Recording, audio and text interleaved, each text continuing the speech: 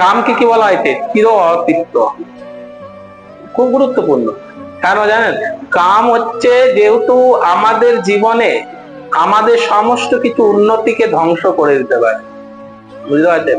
যতক্ষণ পর্যন্ত এই জড় জগতের হচ্ছে জিনিস পাওয়ার আপনি প্রয়াসই করছেন, আমরা যতক্ষণ করছি, জানবেন হচ্ছে কাম আমাদের হৃদয়ে অবস্থান করছে। কাম আমাদের হচ্ছে, হ্যাঁ, কাম হচ্ছে কামনা। হ্যাঁ, যেমন কাম হচ্ছে একটা নারীকে লাভ করা, যেমন হচ্ছে এটা কাম। একটা স্ত্রী পুরুষের সঙ্গ করা, এটা হচ্ছে কাম।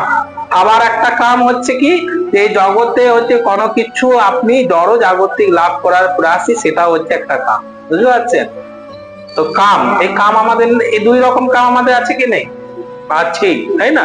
তো এখানে বলছে দেখুন, মনুস্মৃতিতে বলা হয়েছে, ঘি ঢেলে যেমন আগুনকে কখনো নেভানো যায় না, তেমন কাম উপভোগের দ্বারা কখন কামের নিবৃত্তি হয় না। কত সুন্দর উপমা! হবে না তো? যত ঘি দিবেন তত অগ্নি প্রসারিত হবে, হবে কিনা? তাই না?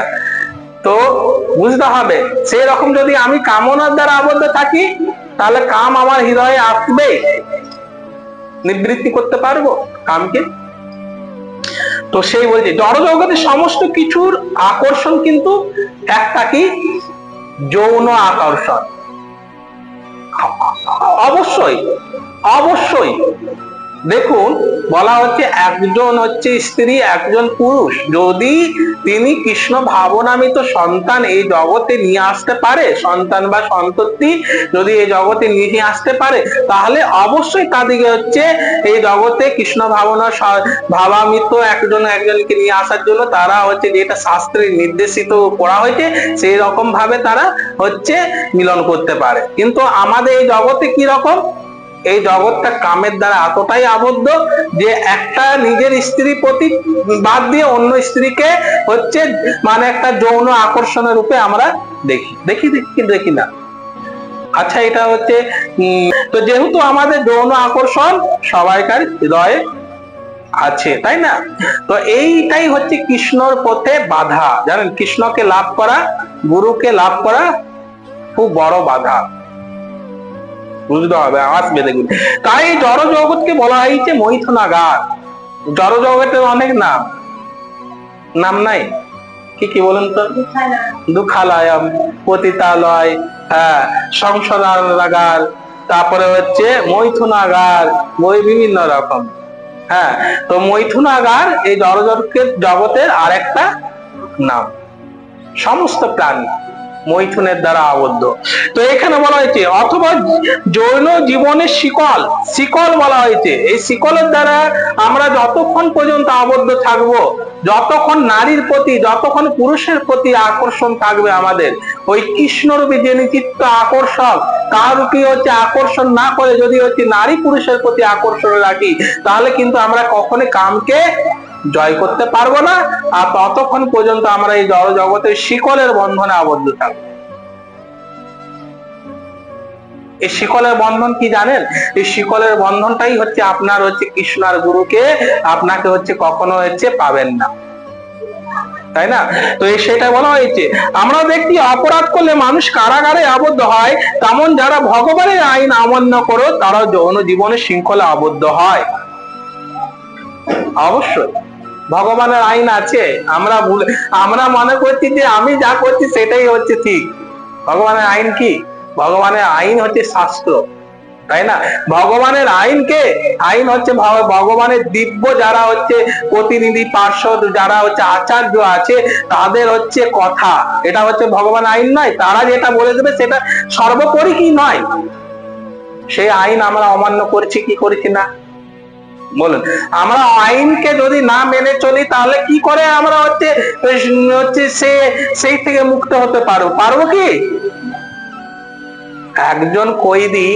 একজন কয়েদি যিনি হচ্ছেন চুরি করছেন, তিনি জানেন ভালো করে যে আমাকে চুরি করা আমার যেমন অপরাধ, আবার চুরির ফলে আমাকে একদিন শাস্তি হতে পারে, তা সত্ত্বেও সেই হচ্ছে অপরাধী কি করছে? চুরি করছে না? আমরা জানি যে পাপ করলে আমাদের কি হবে? আমাদের হচ্ছে ভোগ করতে হবে কি না? তা সত্ত্বেও কিন্তু আমরা পাপ করেছি না, বুঝতে হবে। আর দেখুন সিগারেটের প্যাকেটে যারা কোম্পানিরা তারা হচ্ছে সিগারেটে লিখে দিচ্ছে cigarette smoking is injurious to health, cigarette খাওয়া স্বাস্থ্যের পক্ষে ক্ষতিকারক, কিন্তু তার সত্ত্বেও কি করেছে সিগারেটের প্রতি আসক্ত আছে। তার ফলস্বরূপ আমাদের শরীরকে নষ্ট করে দিচ্ছে, করছে কি করছে না। সেই রকম ভগবানের আইনকে যদি আমরা না মানি তাহলে কি হবে, আমরা কামের দ্বারা আবদ্ধ থাকবো, আর এই কামের দ্বারা আবদ্ধ হওয়ার ফলে আমরা এই জগতে বারংবার ধরে আমাকে ফিরে আসতে হবে, আর ফিরে আসার ফলস্বরূপ আমাদের দুঃখ আর কষ্ট, বলুন কেন নেই, আছে তো, দুঃখ কষ্টের মধ্যে আমরা আবদ্ধ, তাই না, আমরা দুঃখ কষ্টের মধ্যে আবদ্ধ। একজন ভক্ত তিনি হচ্ছেন দুঃখের মধ্যে আবদ্ধ থাকেন না, আবার হচ্ছে সুখের দ্বারাও আবদ্ধ থাকেন না, কেন, তিনি ইতিমধ্যে সদ্গুরুকে গ্রহণ করেন, আর সদ্গুরুর হচ্ছে তত্ত্ববোধানী থেকে তিনি কৃষ্ণকে লাভ করার প্রয়াস করেন, আর দুঃখ কষ্ট বলে কিছু নাই। তো সেই রকম আমাদের কৃষ্ণ ভাবনা অনুশীলন করতে হবে। আমাদের যদিও প্রাথমিক স্তর, সেই প্রাথমিক স্তরকে কিভাবে আমার জীবনে আরো বেশি বেশি প্রয়োগ করে যাতে আমি আরো সুন্দর কৃষ্ণ ভক্তি করতে পারি, সেই প্রয়াসগুলো আমাদেরকে অতি অবশ্যই কি করতে হবে কিনা, তাই না।